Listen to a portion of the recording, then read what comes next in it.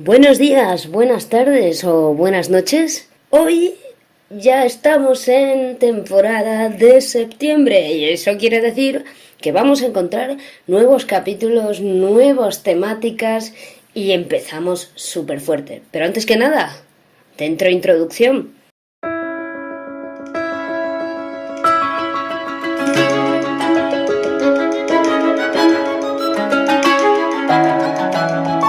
Bueno, espero que estéis genial. Perdonad por mi voz, estos cambios de tiempo y el comienzo de septiembre han hecho que esté un poquito más constipada, pero estoy con toda la fuerza para contaros en este capítulo todo sobre el documental Sobrevivir, una producción que la ha realizado Pablo Montes y ha sido producido por Cárabo Producciones. Es muy interesante porque desde el 29 de abril lo tenéis en Filmin, podéis verlo, y es, la verdad, la historia cotidiana del suicidio en España, un tema bastante controvertido a día de hoy y que poco a poco estamos empezando a tocar, no solo en los ámbitos de educación, sino también en lugares como el propio Ministerio de Salud, con el número 024, que hablaremos ahora más adelante de esta temática. Pablo Montes es una persona maravillosa, la verdad, no lo tenemos aquí en directo, pero me ha grabado las respuestas a las preguntas que le he realizado, me ha respondido a todas, súper agradable y de verdad va a ser muy interesante hablar con él. Para haceros un poquito de contexto y que sepáis quién es Pablo Montes, os voy a resumir un poco en su biografía, un poco realizada por la Universidad Carlos III de Madrid, tras la acogida del film. Pablo Montes nació en Granada en 1995, pero ha crecido entre Úbeda y Baeza y comenzó a hacer radio a los 14 años. Luego ya se graduó en periodismo en la Universidad de Carlos III de Madrid y años después obtuvo un máster en justicia criminal. Montes, ha trabajado en los servicios informativos de la cadena SER en Madrid, Andalucía y ha pasado por programas como Hora 14, Hora 25 y Hoy por Hoy. Además, ha sido editor en su etapa en Jaén, es decir, cuando vivía en Jaén. Además, fundó la productora Cárabo Producciones, que es la que ha dirigido el documental Sobrevivir. Así que, vamos a empezar un poco a lo que nos interesa, que es el propio documental. ¿De qué va el documental? ¿Cómo se realizó? Y tocando no solo el tema del documental, sino también temas que quería preguntarle al mismo porque ha llevado a cabo un tema bastante controvertido, pero que, por ejemplo, yo al menos, y creo que mucha gente kafkiana, está muy interesado. Así que vamos allá. Para que os hagáis una idea, hablar del suicidio con naturalidad es esencial para poder visibilizarlo. Hay que ser consciente, de este problema y hay que tomar medidas, no solo medidas ciudadanas y medidas del día a día, sino también ya medidas sanitarias. Hablar del suicidio es hablar sobre la vida y sobrevivir. Es así como Filmin en la sinopsis nos explica, en 3 líneas, que este es un documental excepcional sobre una de las dolencias más graves que asolan nuestra sociedad. Es un documental sobre el suicidio que pretende visibilizar el problema y lo que representa para esta sociedad española en este caso. Además, tiene como objetivo contribuir a acabar con el tabú y el estigma que rodean a la salud mental y al suicidio. Al tratarse de una cuestión multifactorial, han querido hacer más una fotografía completa y contar además con testimonios de un mínimo de 60 personas, ¿vale? Entre los que se encuentran supervivientes, familiares, psicólogos, psiquiatras, etcétera. El suicidio no deja de ser un reflejo de la sociedad en la que vivimos y de sus múltiples problemas: soledad, precariedad, estrés, etc.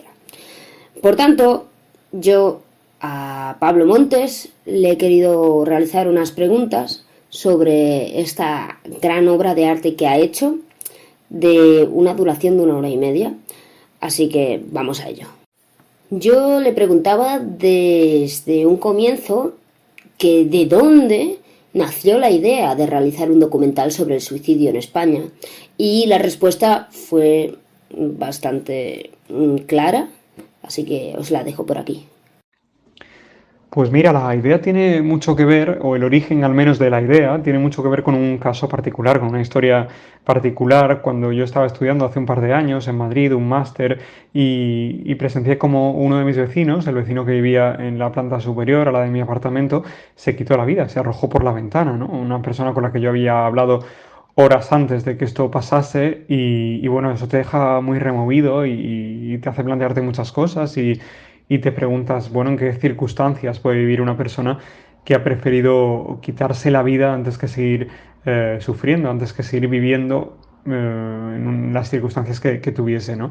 Y qué puede pasar, sobre todo, por la cabeza de una persona que decide dejar de estar, dejar de estar porque esto es realmente insoportable y que encuentra en el suicidio, que encuentra en no vivir más una salida a algo muy grave que tiene que estar pasando por la vida de esa persona.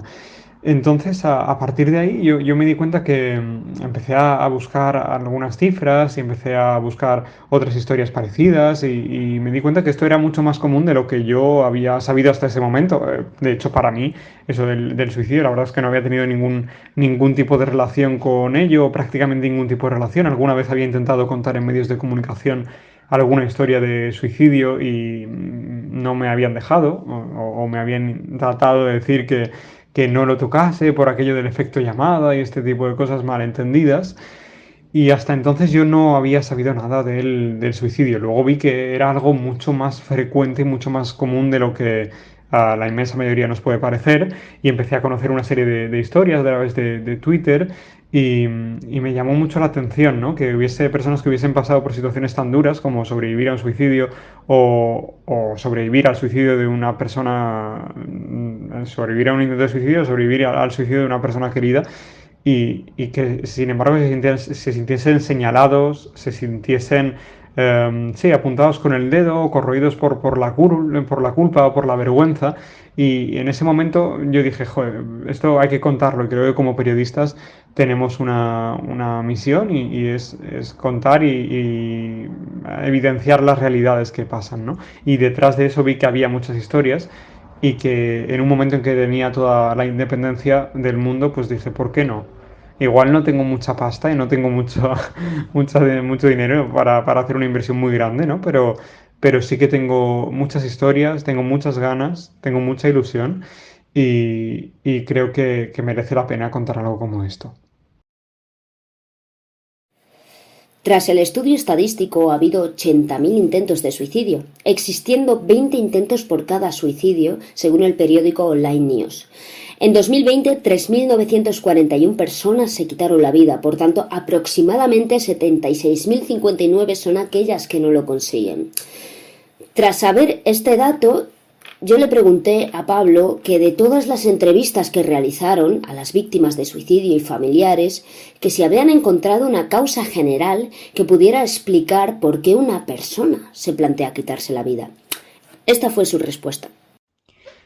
Bueno, sin ser ningún experto, porque no lo somos, a pesar de haber estado trabajando varios meses en esto, es verdad que los expertos con los que hemos hablado sí que nos han dicho, bueno, lleváis tanto recorrido, habéis escuchado tantas historias, habéis hablado con tantos profesionales involucrados, bien en la prevención de la conducta suicida o bien en la intervención post suicidio de algún familiar o post intento de suicidio, que podéis opinar y tenéis cierto, bueno, podéis opinar con cierto fundamento, digamos, ¿no? Entonces, desde ese mínimo fundamento y desde esa mínima experiencia que a nosotros nos da haber hecho un trabajo como este y haber hablado con tanta gente y haber escuchado tantas historias, yo te diría que no es fácil o que, mejor dicho, hay que evitar hay que evitar ese tipo de establecimiento de etiquetas, de asignación de estereotipos, de creación de grupos homogéneos, de paquetes, de personas con determinados distintivos, rasgos o características en las que uno puede pensar cuando habla de una persona con conducta suicida o con riesgo de suicidio, ¿no? No se puede decir que una persona que se va a suicidar ha mostrado siempre signos de tristeza o de abatimiento, ¿no? En las horas previas, porque no siempre es así. De hecho, hace muy poquito se inauguró una exposición en la que se enseñaban las últimas fotos de personas, las últimas fotos que constaban de determinadas personas que después se habían quitado la vida, y en muchas de ellas hay personas que están sonrientes, que no responden a ese estereotipo que muchas veces se hace, ¿no? Y que no responde en muchísimos casos a la realidad. Es decir, no se puede establecer una única causa, pero sí que podemos decir que hay un nexo común entre todas estas personas, y es que son personas que están sufriendo y son personas que no pueden más. Son personas que no ven otra alternativa, bien sea por cuestiones a largo plazo, bien sea por cuestiones puntuales que les sobrepasan, pero son personas que están sufriendo mucho y son personas que no ven una alternativa para acabar con ese sufrimiento. Y detrás de esto ya el conjunto de causas es prácticamente infinito, ¿no? Al final hablar de suicidio es hablar sobre la vida y sobre los múltiples condicionantes que nos pone la vida y sobre los múltiples problemas a los que nos enfrentamos día a día, pero en su grado más extremo, que nos pueden llevar a decidir quitarnos de en medio. Y bueno, podemos hablar de adicciones, podemos hablar de falta de recursos económicos, podemos hablar de humillaciones en grado extremo, podemos hablar de acoso, de bullying, es que al final son tantos los motivos de enfermedad mental, por supuesto. Al final es un cúmulo de cosas y muchas veces no se deben a una sola cosa, ¿no? Pero sí es verdad que existe ese sufrimiento muy, muy intenso y esa incapacidad quizá para ver más allá o para ver otras alternativas para solucionarlo. Muchas veces sí las hay y otras veces no. Nosotros hemos intentado evitar la condescendencia. Cuando nosotros hemos hablado con las personas, intentábamos evitar el paternalismo, el buenismo, el sentimiento de pena hacia ellos, ¿no? Son personas que han pasado por situaciones muy graves y no son enfermos mentales en su mayoría, ni mucho menos, son personas como tú y como yo, seguramente. Y bueno, y muchos de los que pueden estar escuchando pueden tener algún tipo de patología mental o de trastorno mental, que es algo que debemos normalizar, por supuesto, ¿no? Pero la inmensa mayoría son personas que simplemente están pasando por un muy, muy mal momento, y hay algunas de ellas que cuando tú escuchas las historias dices, vale, pues lo entiendo. Puedo entender que lo hayas planteado, porque si empatizas con esas historias te darás cuenta que, que hay algunos problemas que no tienen solución. Y hay algunas enfermedades que son muy duras y que la deriva de una enfermedad crónica que no va a remitir y que, bueno, pues es hacernos pasar por situaciones por las que mucha gente no está dispuesta a pasar, y yo pues los entiendo y no sé si llegado el momento no sé lo que haría, ¿no? Pero desde luego nuestra misión siempre ha sido reflejar la realidad de la forma más fidedigna posible e intentar siempre que se viera alguna otra salida cuando esa salida exista. Más allá, el Gobierno ha planteado un plan de salud mental en 2022 y 2024, según la Confederación de Salud Mental en España. Un documento aprobado por el Consejo Interterritorial del Sistema Nacional de Salud a propuesta del Ministerio de Sanidad. Y uno de los objetivos es contribuir a mejorar la salud mental después de la pandemia. Lo que más me ha llamado la atención es el uso de la palabra suicidio, muy popularizada en nuestro presente y que va cobrando vida y valor en documentos oficiales como este mismo. Es más, en unas líneas dice así: se proponía, entre otros aspectos, establecer mecanismos para la prevención del suicidio y la adopción de un código de riesgo de suicidio. Con esto, pues yo le quise preguntar a Pablo sobre cómo ha cambiado la percepción de las enfermedades mentales de cuando él era pequeño y adolescente a nuestro presente. Esto es lo que me respondió. Yo creo que la percepción de las enfermedades mentales, desde que yo era pequeño, me preguntas desde que yo era pequeño, de esto han pasado pues más de 20 años, ¿no? Hasta nuestros días, ha cambiado mucho, ha cambiado significativamente y sobre todo ha cambiado en los últimos tiempos de una forma muy rápida, ¿no? Impulsado, potenciado, favorecido por el entorno digital en el que mucha gente ha conseguido desahogarse o ha conseguido exponer sus problemas sin sentirse del todo señalado o sintiendo que puede compartirlas con personas que han pasado por situaciones muy similares a las suyas. Yo creo que también hemos tenido el tema de la pandemia, del confinamiento, que ha sido en muchos casos la gota que ha colmado el vaso para que nos hayamos animado a contar abiertamente cómo nos sentimos, a aceptar que estar mal es normal, a aceptar que tenemos que compartir también las emociones, que no hay nada de malo en estar mal, como decimos.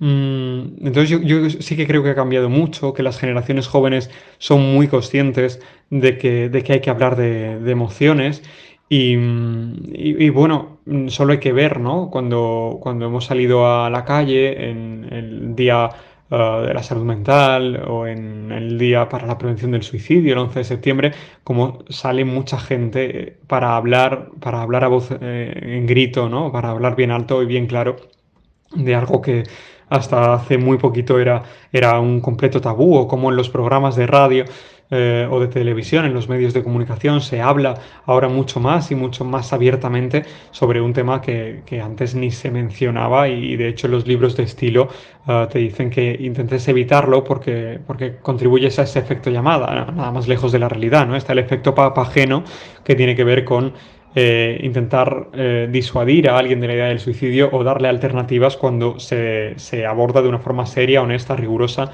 y bueno, con conciencia, sabiendo cuál es el efecto de las palabras, hablando desde el conocimiento, sin ser alarmistas, contando las soluciones, siendo conscientes de que los problemas existen y están ahí y no son inventos, ni son milongas, ni hay que relativizarlos en grado extremo.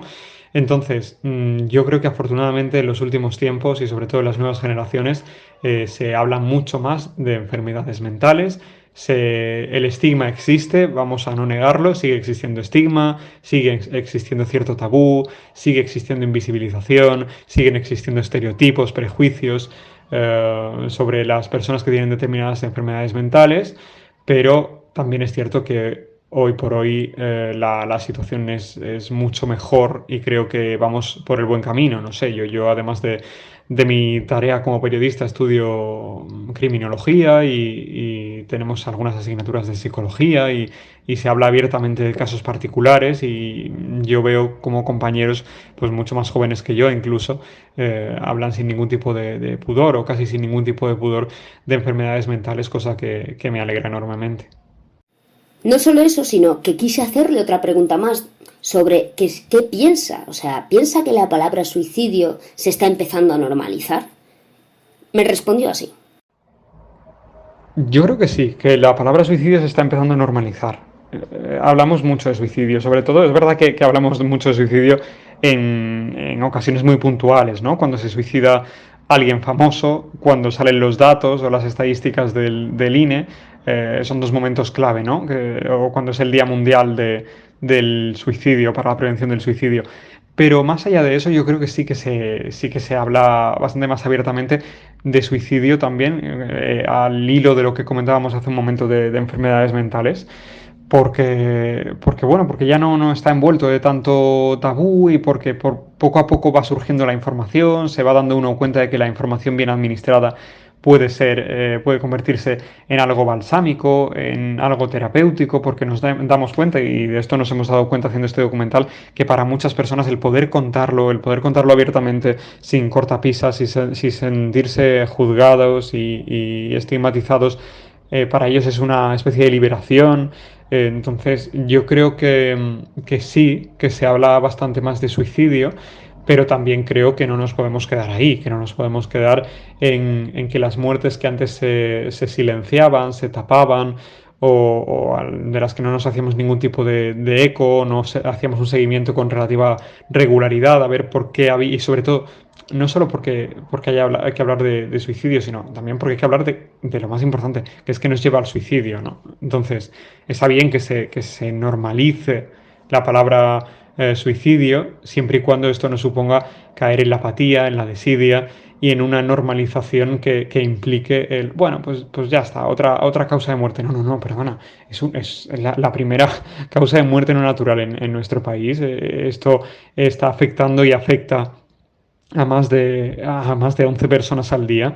Los números del teléfono que han llamado al teléfono para la prevención, a la conducta suicida, para la prevención del suicidio puesto en marcha por el gobierno son espeluznantes. El problema sigue existiendo. No solo hay que quedarnos en este es el suicidio o se habla de suicidio, sino que hay que ver qué nos lleva al suicidio. Por eso nosotros hemos enfocado este documental de forma que no hablásemos solo del suicidio como muerte, intentando huir del morbo, intentando huir de este tipo de cosas que solo hacen que pensemos en la muerte y en cómo se cómo se produjo la muerte, sino cuáles son todas las cosas previas que han pasado antes de llegar a este punto, qué ha pasado en la sociedad o qué problema tenemos como sociedad para que hayamos tenido que llegar hasta aquí. Creo que eso también es importante ir asumiéndolo, que tenemos que llegar y tenemos que profundizar mucho más.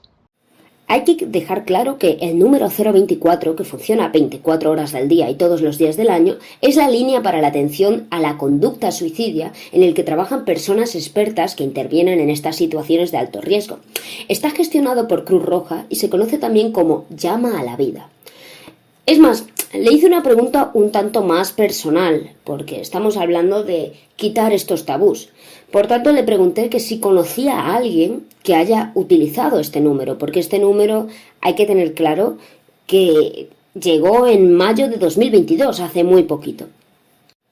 Pero es que hay que dejar claro otra cosa, que es que durante el primer mes de funcionamiento del teléfono 024 se atendieron cerca de 15.000 llamadas y se identificaron 290 suicidios durante el primer mes de funcionamiento, derivando a más de 650 servicios de emergencia. Le hice dos preguntas aquí sobre qué piensa acerca de estos datos. En mi opinión, la verdad, yo veo que estos datos son bastante abrumadores, al menos a mí me asombraron demasiado. Es más, le pregunté también que por qué en nuestro presente hay tantos casos de suicidio, bajo su opinión personal, claramente. Es más, en el documental Sobrevivir toca este tema, pero quería saber su opinión personal dicha por él mismo, no solo por las víctimas y familiares. Pues mira, pienso que los datos hablan por sí solos. Me resultan, como te decía antes, espeluznantes. Me resulta trágico, me resulta dramático, porque esto no son números, ¿no? Porque detrás de cada uno de esos números, detrás de esas más de 500 llamadas diarias en ese primer mes de funcionamiento, luego se ha seguido actualizando el dato y me parece que pone los pelos de punta, que pone los pelos como escarpias. Detrás de todas esas llamadas hay historias de dolor, de sufrimiento, historias que no han encontrado una respuesta antes de plantearse algo tan trágico como acabar con su vida, ¿no? Entonces me parece algo sinceramente doloroso y algo que deberíamos hacernos mirar como sociedad. Porque aquí hay una falla. Esto es un problema que no se soluciona con remiendos, sino que es un problema estructural, seguramente, que responde en muchas ocasiones a la dinámica que manejamos como sociedad, ¿no? Y a cómo nos comportamos, y a la falta de empatía, y a la competitividad que mostramos en el día a día, y a la poca escucha, y al poco tiempo para hacer las cosas, y a la rapidez con la que se lleva todo hoy por hoy. Mm, a la falta de expectativas, a la soledad, a la frustración que impera en una sociedad como esta, con un porcentaje de paro juvenil tan alarmante, después de pasar por dos crisis, generaciones que han pasado por dos crisis, después de pasar por una época de pandemia. Estamos muy agotados mentalmente todos, ¿no? Y esto se nota y hay gente con muchos problemas y el problema es que hay muchos problemas que serían fácilmente solventables en etapas previas que seguramente no han tenido la atención que han necesitado, que han requerido, porque por desgracia nuestra sanidad pública y los sistemas de respuesta para que no lleguen a este punto en el que muchas veces es un punto de no retorno y muchas veces tantas llamadas supongo que será prácticamente imposible habilitar los medios para atenderlas bien y que todas lleguen a buen término. Y luego habrá mucha gente que no llame, por supuesto. O sea, esto es una pequeña muestra, y pequeña entre comillas, ¿no? Y con cursiva, con muchas cursivas, con muchas comillas. Bueno, esto es un reflejo de un problema que tenemos como sociedad, yo creo, o de muchos problemas que tenemos y a los que no hemos sabido dar respuesta a tiempo. evidentemente sería de ilusos y sería de pecar en un exceso de buenismo el pensar que podemos dejar el suicidio a cero y que de repente no haya nadie que intente suicidarse, ¿no? Porque se habla que por cada suicidio consumado hay entre 12 y 20 intentos de suicidio. Eso quiere decir que hay muchísimos intentos de suicidio en nuestro país cada día. Y sería imposible pensar en, no, mira, esto lo vamos a dejar a cero. Seguramente no podamos llegar ahí, porque el suicidio es consustancial, es inherente a la naturaleza humana. Pero sí podemos reducirlo significativamente, sí podemos tener unos sistemas de salud bien dotados, un sistema público accesible para todos, con las garantías para todos, que eviten que tanta gente llegue a este punto. Ya tocando más fondo sobre el tema que nos concierne, en el documental Sobrevivir se relata la realidad sobre el suicidio, pero en ningún momento se dramatiza, a pesar de que es un tema complicado de llevar. Filmin acogió dicho documental, donde lo podemos encontrar y visualizar, y de verdad que tenéis que ir a verlo. Es más, en el otro capítulo de podcast hablaba con José Javier Delgado Pulpillo, que fue el compositor de la música de dicho documental, y os decía que por favor vierais este maravilloso documental, que realmente os gustaría. Entonces, yo le hice unas cuantas preguntas de por qué Filmin y no otras compañías como Netflix o HBO acogió dicho documental. ¿Fue más por intereses económicos o porque el mismo tema era delicado? Pues ¿por qué Filmin? Bueno, porque han sido los únicos, vamos a ser muy claros, ¿eh? Y me vas a permitir que sea muy claro, porque otras no han mostrado interés. Hemos hablado con muchas otras compañías, con muchas otras plataformas, con muchas otras cadenas de televisión, no solo en España, que no han mostrado ningún tipo de interés. Yo creo que en parte por el tema, porque grandes plataformas que tiene todo el mundo en casa, y aquí no voy a señalar, pero podemos imaginarlo, nos han dicho que por el tema no. Y bueno, no lo entendemos, no lo compartimos, obviamente, porque además son grandes plataformas que en su día han sacado series que han tratado mal el tema del suicidio y que sí han generado ese efecto llamada, idolatrando, idealizando, mejor dicho, el suicidio, ¿no? Mm, y luego, probablemente también, más allá del tema, que esto muestra que sigue existiendo tabú y que sigue existiendo mucho estigma, y esto lo hemos notado también a la hora de ir a rodar a determinados sitios, que a última hora nos han dicho que no porque el tema les podía relacionarse con la marca y preferían que no. Y luego también, evidentemente, como tú dices, por intereses económicos. Esto es algo que probablemente no les resulte rentable un documental como este, ¿no? Y luego también tenemos que admitirlo, somos una productora muy pequeña, con unos medios y unos recursos aceptables, pero bueno, escasos para lo que es una gran producción como estas, y hay unos estándares de calidad también, pero ninguna de ellas ha aludido a este tipo de cuestiones, simplemente han aludido al tipo del tema, al tema que estábamos tocando, o que no les encajaba, o que no estaba entre sus intereses, en fin, eufemismos varios. Y luego hay grandes televisiones que ni siquiera nos han respondido, ni siquiera se han puesto en contacto con nosotros. Además, también le hice otra pregunta, que había figuras famosas relevantes que se habían quitado la vida ese mismo año, y más concretamente en España. Sin decir nombres, todos podemos llegar a la conclusión de quiénes son o quién es esa figura relevante. Pudiendo utilizarla, porque fue justo en la época que estaban haciendo el documental, ¿por qué decidieron no utilizarlas? ¿Por qué Pablo no utilizó esas figuras? Porque al final utilizar esas figuras conlleva a una mayor fama, pero también un mayor morbo. Entonces yo le pregunté a él sobre esto. Mira, con este documental hemos pretendido dos cosas. Por un lado, evidenciar una realidad que llevaba mucho tiempo oculta, que es verdad que en los últimos años se ha empezado a hablar mucho y mucho más de este tema, pero queríamos hablar con la profundidad necesaria. Queríamos conocer todas las historias posibles, que es verdad que luego al principio es como que no había ninguna historia y luego fue una avalancha de historias y no pudimos asumir todas, por desgracia.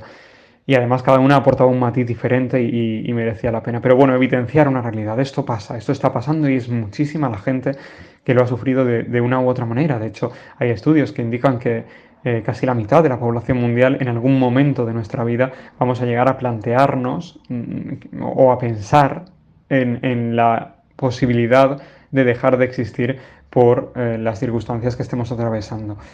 Evidenciar la realidad que existe, eso por un lado, y luego que personas que estén pasando o vayan a pasar en un futuro por una situación como esta, vean historias de personas que han pasado, personas que lo han superado, personas que han tenido que enfrentarse a esto antes que ellos y cómo lo han gestionado y cómo están rehaciendo su vida a partir de ese momento, cuáles son las claves, en qué se han fijado ellos para ver un rayito de esperanza.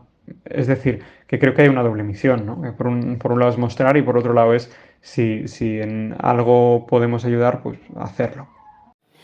Y ya por último, en decir que el documental pues se graba muchísimos casos sobre el suicidio. Se diferencian entre ellos, pero tienen la misma causa común, el sufrimiento. Entonces yo a Pablo decidí preguntarle que cuál era la finalidad que buscaba el documental. A pesar de que en la sinopsis ya nos explica un poco cuál es su finalidad, pero personal, qué mensaje quería mandar. Y última pregunta, le dije que cuál sería vuestro mensaje de esperanza a aquellas personas que no encuentran el sentido de vivir. Una pregunta difícil de escribir y de responder, porque creo que nadie sabe responderla bien teniendo o no la experiencia personal, a no ser que hayas vivido ese sufrimiento o que hayas experimentado ese vacío.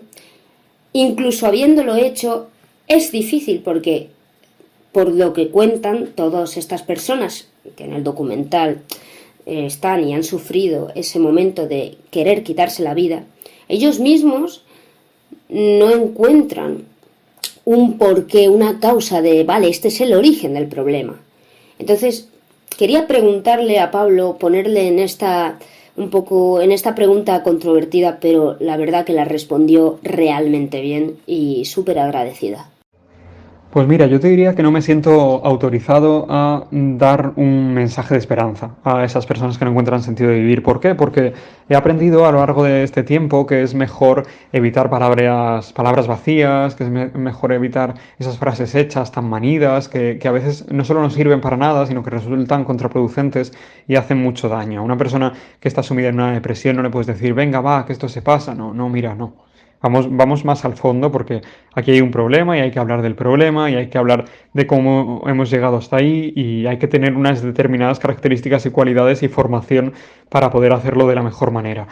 Entonces, yo prefiero no ser el que dé ese tipo de mensajes. Yo lo que sí puedo decir es que si alguien está pasando por este tipo de situación, uno, que piense que no es anormal, que llegadas y dadas determinado tipo de circunstancias, ese sentimiento de no querer seguir adelante es normal, tranquilo, es normal. Y yo no te lo puedo decir porque lo haya vivido, sino porque he hablado con muchas personas que han pasado por ahí.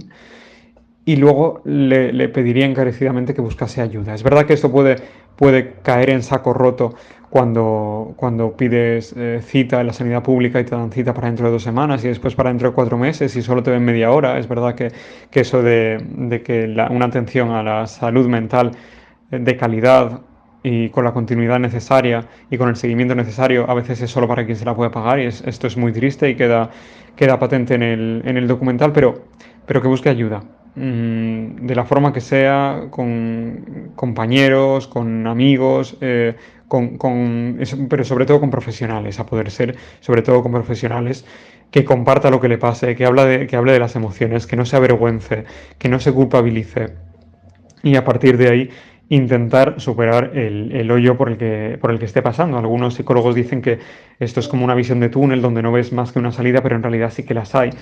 Bueno, yo no quiero ser buenista, yo no quiero ser condescendiente, yo le daría un abrazo a esa persona, creo que eso es casi siempre importante, el saber que estás ahí y sobre todo si estás en el entorno de una persona que crees que puede necesitar ayuda, por favor acércate, habla con él o con ella, por lo menos ofrécete a escuchar. Muchas veces no vamos a saber qué decir, no vamos a tener ese mensaje de esperanza, pero sí que podemos escuchar y eso ya hace mucho y sí que podemos intentar ayudarle a buscar a quien lleva muchos años tratando este tipo de cuestiones y quizás sí nos pueda echar una mano. Y nada, chicos, este es el podcast de hoy. La verdad es un podcast bueno, es un capítulo de podcast que llevaba mucho, mucho tiempo queriendo hacer, desde junio, y la verdad no podíamos hacerlo de otra manera. Que quise quedar con Pablo, la verdad. Pablo es una persona que seguro que hubiéramos entablado una conversación mucho más profunda y me hubiera gustado preguntarle más cosas, no solo acerca del tema, sino de sus producciones, porque al final el trabajazo que ha hecho, porque es un trabajazo, tanto por música como por secuencias, yo creo que merece para un capítulo más acerca de cómo él mismo crea y realiza.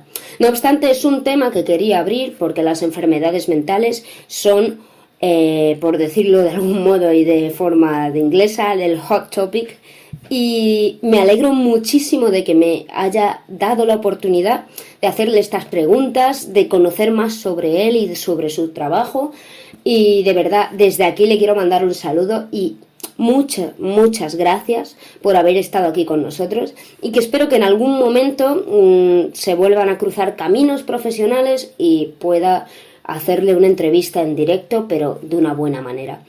Y también mandarle un saludo aquí a José Javier Delgado Pulpillo, que fue el que me dio el contacto con él, y decirles que hacen un gran trabajo y que sigan así, porque la verdad estos trabajos son los que se necesitan para dar un buen mensaje a la población, en este caso la población española. Y solo quería decir que mi mensaje de esperanza a aquellas personas que no encuentran el sentido de vivir no es ni más ni menos que apoyarse en los que queremos, y que sobre todo este mensaje va para aquellos que están con estas personas, porque estas personas solo sufren y no encuentran ningún lugar donde apoyarse. Y es un camino duro, es una etapa horrible, seguramente, porque al final uno tiene que ser fuerte y tener resiliencia, no solo el que sufre, sino el entorno que está con esa persona, y seguir, porque al final de verdad siempre hay una luz que seguir. Es muy típica frase, pero es lo único que uno puede hacer: resiliencia, aguantar, y eso te da la experiencia para poder levantarte. Así que nada más, familia, espero que os haya encantado este podcast y bueno, nos vemos para el siguiente capítulo, que será una tertulia sobre este capítulo con Eloy González, al que seguro que queréis muchísimo porque siempre estoy ahí merodeando por sus directos, que son geniales. No olvidéis tampoco ir a la tienda, comprar algunas cositas, y la revista digital e impresa, que están a unos precios espectaculares, por si queréis seguir la cultura. En este caso, aquí os tengo que dejar y nos vemos en el siguiente episodio. ¡Chao, chao!